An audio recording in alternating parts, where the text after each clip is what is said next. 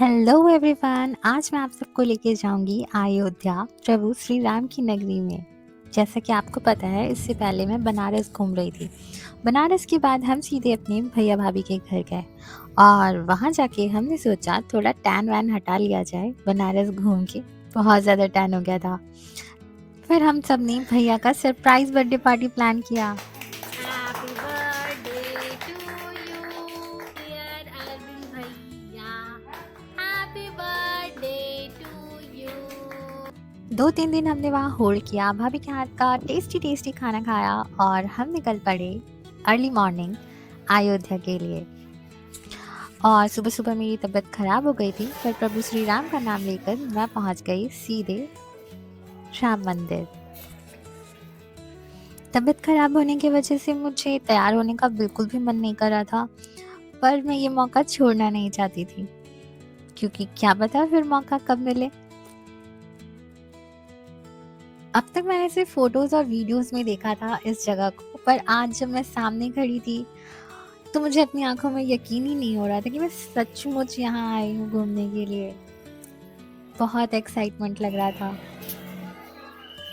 Footwears और सबके mobile phone समेट करके हम चले गए अंदर। यहाँ पर लॉकर सिस्टम बना हुआ था।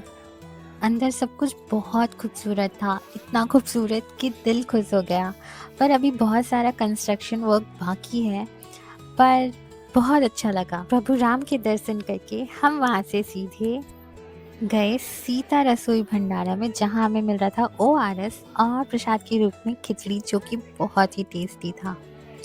और सब कुछ खाने पीने के बाद हम सीधे गए हनुमानगढ़ी मंदिर, जो कि 10वीं शताब्दी का हनुमान मंदिर है। और रास्ते में बिखरा था ये श्री राम कंदमूल, जो मैंने तो कभी नहीं खाया। क्या आपने खाया है? तो मुझे कमेंट में बताना ये कैसा लगता है। नेक्स्ट टाइम मैं ज़रूर ट्राई करूँगी, पर मुझे नहीं पता हमारे झारखंड में ये कहाँ मिलेगा, मिलेगा भी या नहीं, क्योंकि दोपहर में मंदिर बंद होने वाली थी तो काफ़ी भीड़ लग गई थी। तो हम सब ने डिसाइड किया कि जब तक ये मंदिर दोबारा खुलेगी तब तक हम आगे घूम लेते हैं राजा दशरथ और कनक पैलेस। और रास्ते में था ये रजत द्वार मंदिर, जो राजा मान सिंह ने बनवाया था 900 साल पहले, पर उस वक्त ये बंद था। तो हम सीधे पहुंच गए राजा दशरथ जी के महल में। और देख रहे हो एंट्रेंस ही कितना खूबसूरत है। हाँ, टीवी सीरियल्स में जैसे महलों को दिखाते हैं वैसा तो नहीं, पर फिर भी बहुत खूबसूरत।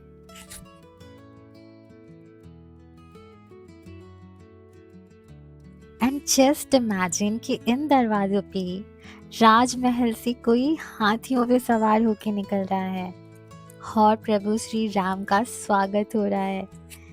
सोचकर एकदम गूज़बम्स आ जाते हैं। हाँ, पर अंदर इतना मेंटेनेंस नहीं था, काफ़ी कुछ टूट फूट गया है, पर लोग अभी भी इन घरों में रहते हैं। पर यहाँ से आगे कुछ और भी बहुत खूबसूरत था, चलो दिखाती हूँ।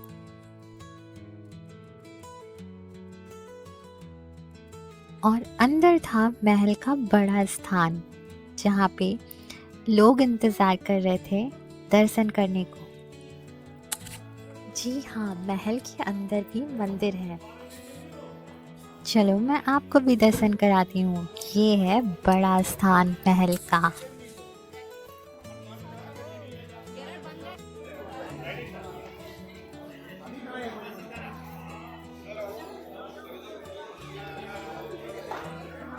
और इस गेट के अंदर है वो मंदिर।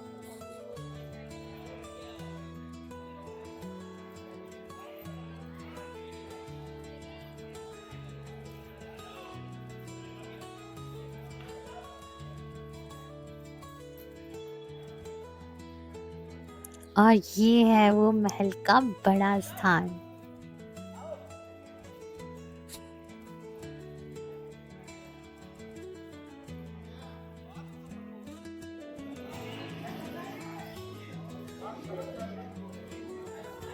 चलो मैं आपको दिखाती हूँ यहाँ कितने लोग बैठकर इंतजार कर रहे हैं अंदर कि मंदिर का कपाट कब खुलेगा।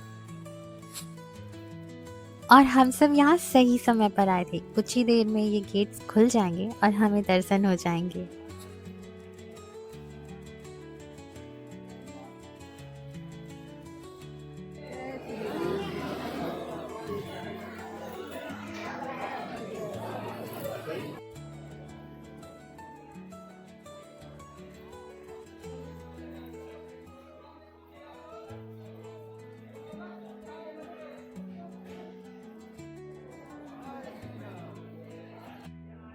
भगवान श्री राम हनुमान जी के बिना कैसे हो सकते हैं?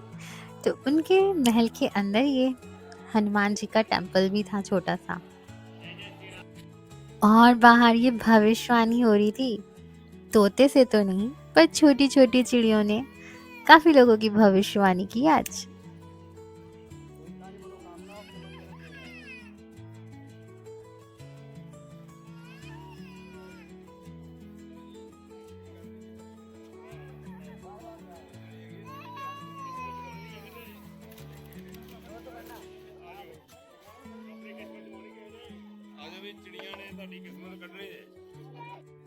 पूरे अयोध्या में ये जो स्ट्रीट लाइट्स है ना, हर जगह एकदम यूनिक स्टाइल में था। और अब हम आ गए हैं कनक भवन। हालांकि अंदर दरवाज़ा बंद था, हम भवन के अंदर नहीं जा पाए, पर बाहर का नज़ारा भी काफ़ी खूबसूरत था।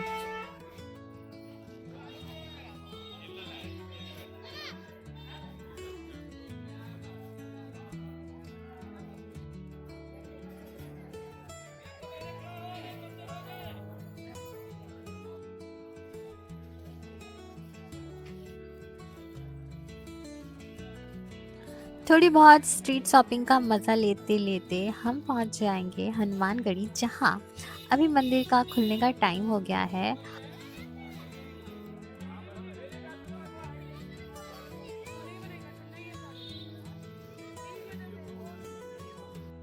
और हमें यहाँ पहुँच के पता चला कि लाइन और भी ज़्यादा लंबी हो गई है।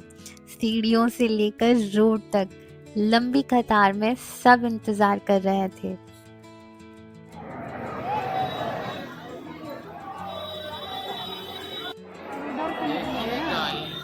भीड़ का भी अलग ही मज़ा था, पर फाइनली हम ऊपर पहुँच गए हनुमानगढ़ी मंदिर में, और जहाँ पर हमने प्रसाद चढ़ाया, हनुमान जी के दर्शन करे और पीछे के रास्ते से नीचे उतर गए।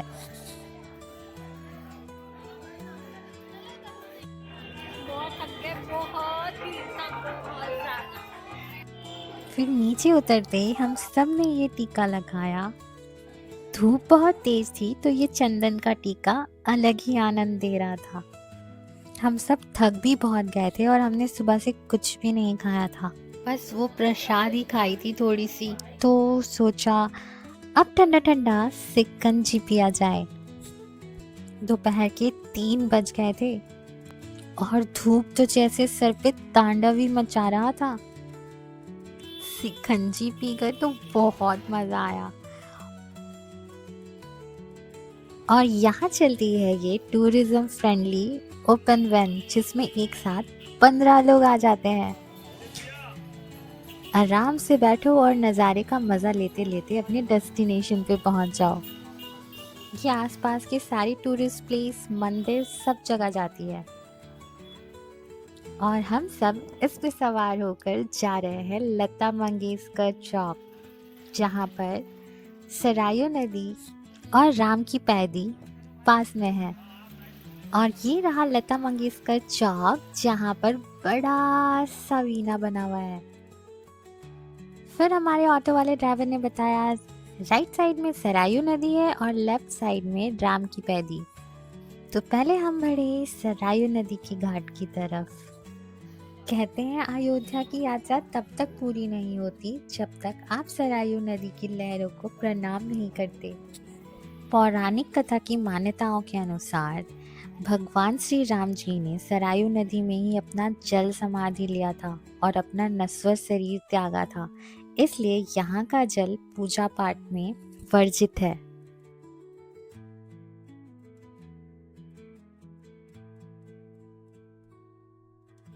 इस नदी के किनारे बैठकर जो सुकून मिल रहा है वो शब्दों में बयां करना मुश्किल है।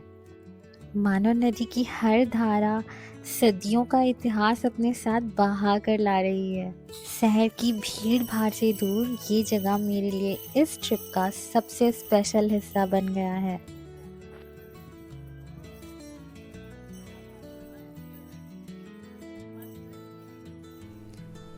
और इस चौक की दूसरी तरफ है राम की पैदी, और दिवाली के समय यहाँ लाखों दिए जलाए जाते हैं। और यहाँ का ठंडा ठंडा पानी में पैर डालकर बहुत सुकून मिल रहा था। काफ़ी लोग यहाँ स्नान करने भी आते हैं और ये ज़्यादा गहरा भी नहीं है।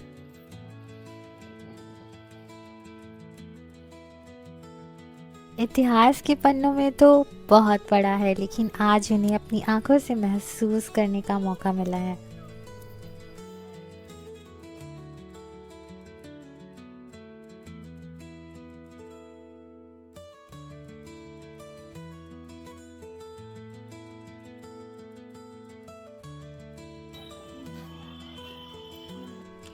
वापस टूरिस्ट वैन में बैठकर हम राम मंदिर की तरफ गए, क्योंकि हम सबको बहुत भूख लगी थी। फ़ोन की बैटरी के साथ साथ मेरी बैटरी भी डाउन हो गई थी। और राम मंदिर के पास ही बहुत अच्छे अच्छे रेस्टोरेंट हैं, तो हमने वहीं पर जाकर अपना पेट पूजा किया। क्योंकि बैटरी बस 2% बची थी, तो मुझे अपना ब्लॉग यहीं ख़त्म करना पड़ा, और किसी और के फ़ोन से भी रिकॉर्ड करने की हिम्मत नहीं बची थी, क्योंकि भूख में मैं कोई अलग ही पर्सनालिटी बन जाती हूँ। एंड आई होप आपको मेरा ये ब्लॉग अच्छा लगा होगा, और आपने मेरे पिछले बनारस का ब्लॉग भी देखा होगा, जो मैंने पार्ट 1 और पार्ट 2 करके बनाया है।